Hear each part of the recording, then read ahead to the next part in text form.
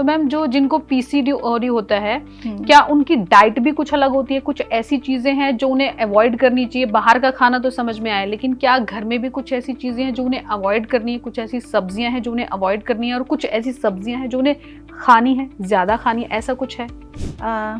जी देखिए, आप अपने खाने में अच्छा फाइबर और ग्रीन लीफी वेजिटेबल्स वो तो हैं, फ्रूट्स भी आप ले सकते हैं। वेजिटेबल्स में मैं आपसे कहूँगी कि कैबेज और एग प्लांट और कॉलीफ्लावर ये ना लें, ये थोड़ा पीसीओडी में नुकसान करता है। बाकी आप सारी वेजिटेबल्स ले सकते हैं, फ्रूट्स ले सकते हैं।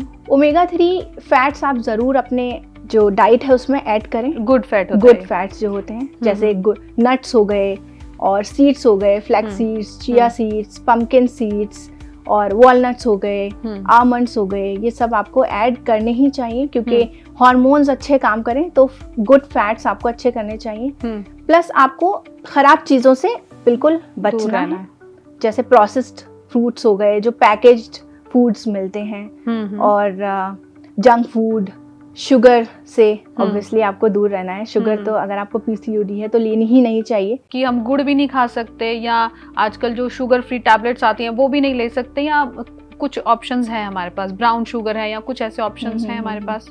नहीं, देखिए, आप स्टीविया ले सकते हैं, पर ज़्यादा किसी भी चीज़ को लेना अवॉइड करना चाहिए, स्पेशली अगर पीसीओडी है तो।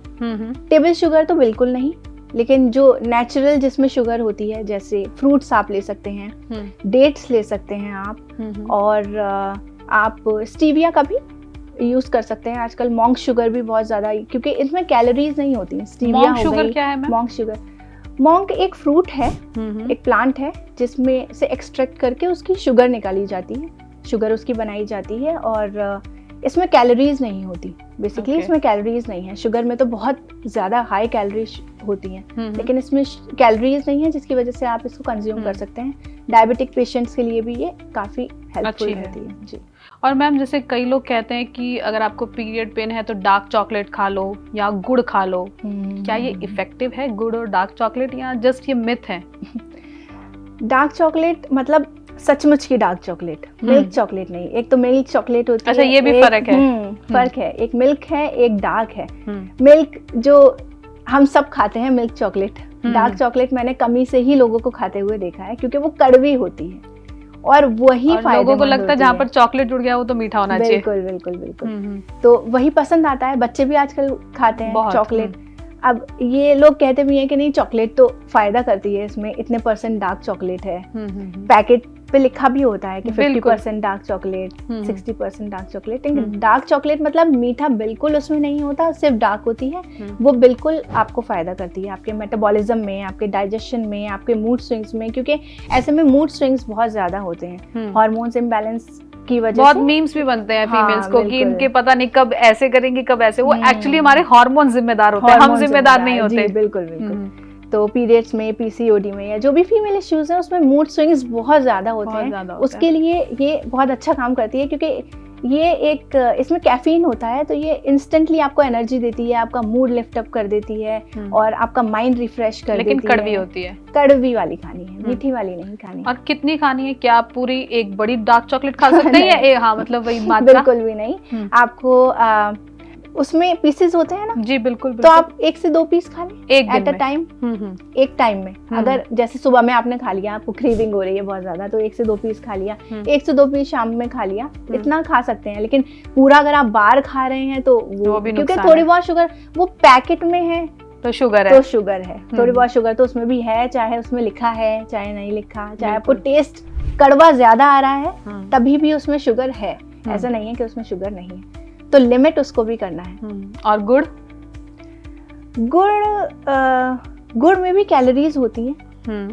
मुझे लगता है क्योंकि गुड़ को एक अच्छा सोर्स माना जाता है शुगर की जगह पे। कि शुगर ना लें तो गुड़ ले लें। लेकिन मैंने देखा है कि गुड़ और शुगर में डिफरेंस क्या है, सेम कैलोरीज हैं, बस एक डिफरेंस है कि टेबल शुगर में सिर्फ और मतलब कोई विटामिन या कोई मिनरल नहीं होता। टेबल शुगर में सिर्फ एम्प्टी कैलोरीज होती हैं। बिल्कुल। और गुड़ के अंदर आपको थोड़ा सा आयरन, थोड़ा सा जिंक भी मिल जाता है, थोड़ा, हाँ ऐसा नहीं। तो मैं कहूँगी कि गुड़ भी आप अवॉइड ही करें, इससे अच्छा आप नो कैलोरी स्वीटनर कोई। तो जो लोग ऐसे ऑप्शंस देते हैं कि आप चीनी की जगह गुड़ ले लो, या हमने कई घरों में भी देखा है कि नहीं अब तो हम हेल्दी लाइफस्टाइल अपना रहे हैं, तो अब हम लोग नमक की जगह पिंक सॉल्ट यूज कर रहे हैं और चीनी की जगह हम गुड़ यूज कर रहे हैं, तो वो कोई खास फर्क नहीं पड़ता। खास फर्क नहीं पड़ता, बिल्कुल नहीं पड़ता। इससे अच्छा तो आप स्टीविया या मॉन्क शुगर कोई लो कैलोरी स्वीटनर ले लें जिसमें बिल्कुल कैलोरीज नहीं है और कुछ नहीं है, तो वो ज्यादा बेहतर है, क्योंकि गुड़ में भी कैलोरीज उतनी ही है जितनी शुगर में होती है। क्या कुछ ऐसा मिथ है जब आपके पास पेशेंट्स आते हैं, आपसे बात करते हैं, कुछ बताते हैं कि हमें ये है, तो क्या ये पीसीओडी है, या कुछ ऐसा रिलेटेड कोई मिथ जो आजकल बहुत चल रहा है? क्योंकि सोशल मीडिया का ज़माना है आजकल, लोग जो देखते हैं गूगल करते हैं, लोगों को लगता है जी हमें सब कुछ पता चल गया है बीमारी के बारे में। ऐसा कोई मिथ? मैंने देखा है ज्यादातर लड़कियां जो पीसीओडी जिनको होता है वो अपनी डाइट में ग्लूटेन फ्री अपनी डाइट रखती हैं और लैक्टोज फ्री भी डाइट रखती हैं कि नहीं हमें पीसीओडी है, हम कुछ भी ग्लूटेन का नहीं खा सकते, कुछ भी हम जिसमें लैक्टोज है वो नहीं खा सकते। लेकिन मुझे ऐसा लगता है कि ऐसा नहीं होना चाहिए, क्योंकि ग्लूटेन और लैक्टोज जिस सोर्स से हमें मिलता है उसमें भी काफी सारे बेनिफिट्स हैं, हमें लेना ही चाहिए। हाँ, अगर आपको उससे एलर्जी है, जैसे जिनको पीसीओडी नहीं है, कुछ लोग, काफी सारे लोग आजकल ऐसे हैं जिनको ग्लूटेन से एलर्जी है, जिनको लैक्टोज से एलर्जी है, वो नहीं लेते। तो अगर आपको ऐसे एलर्जी है जी तो आप नहीं लें, और अगर आपको एलर्जी नहीं है तो बिल्कुल आप ग्लूटेन जिसमें है वो फूड्स भी ले सकते हैं, और लैक्टोज मतलब मिल्क बेस्ड फूड्स भी आप ले सकते हैं। फर्मेंटेड फूड्स आप लें, वो काफ़ी ज़्यादा हेल्पफुल है। जैसे मैम? फर्मेंटेड फूड जैसे कि दही हो गया, प्रोबायोटिक्स जो हमारे पेट के लिए भी काफ़ी अच्छे होते हैं, दही हो गया। साउथ इंडियन फूड फर्मेंटेड होता है, इडली, डोसा और उत्तपम। तो ये सब अगर आप खाते हैं तो पीसीओडी जो है मैनेजेबल हो जाता है, धीरे धीरे मैनेजेबल हो जाता है। ये एक मिथ है कि ग्लूटेन नहीं ले सकते, लैक्टोज नहीं ले सकते, मैं ये मिथ बता रही हूँ आपको। जी बिल्कुल ले सकते हैं, मेरे हिसाब से ले सकते हैं अगर आपको एलर्जी नहीं है, आप एलर्जिक नहीं है उससे। तो मैम कोई एक ऐसी टिप जो आप कहेंगे कि चाहे पीसीओडी हो, या आपको लगता है जो यंग गर्ल्स हैं 15 to 20 की गर्ल्स हैं जो अभी जा रही हैं आगे अपनी एज में, उनको कोई एक ऐसी टिप जो आप कहेंगे ये आप फॉलो करिए ही करिए अगर आपको पीसीओडी से बचना है, या अगर आपको है तो वो क्या टिप देंगे आप? मैं सारी यंग गर्ल्स से कहना चाहूँगी कि प्लीज़ आप अपना ध्यान रखें, अपनी फिजिकल एक्टिविटी पे ज़्यादा ध्यान दें, क्योंकि फिजिकल एक्टिविटी बहुत ज़्यादा ज़रूरी है पीसीओडी से बचने के लिए। वेट मैनेजमेंट बहुत ज़्यादा ज़रूरी है पीसीओडी से बचने के लिए, और अपनी डाइट में हेल्दी फैट्स इंक्लूड करें। आप किसी से या तो पूछ लें, डॉक्टर से कंसल्ट करें, या गूगल कर सकते हैं आप कि हेल्दी फैट्स क्या क्या होते हैं। नट्स, सीड्स, इन सब चीज़ों से, अगर आप नॉन वेजिटेरियन हैं तो फिश से आपको हेल्दी फैट्स मिलते हैं, वो अपनी डाइट में ज़रूर इंक्लूड करें। स्ट्रेस कम लें, टाइम पे सोएं, यही कुछ चीज़ें हैं अगर आप फॉलो करेंगे तो आपको आगे पीसीओडी होने के चांसेस काफ़ी कम हो जाएंगे। और स्पेशली मैं पेरेंट्स से कहना चाहूँगी, क्योंकि आजकल ये टीन एज में बहुत, यंग गर्ल्स में बहुत देखने को मिल रहा है, तो यंग गर्ल्स को इतनी ज़्यादा अवेयरनेस नहीं होती है इन सब चीज़ों के बारे में।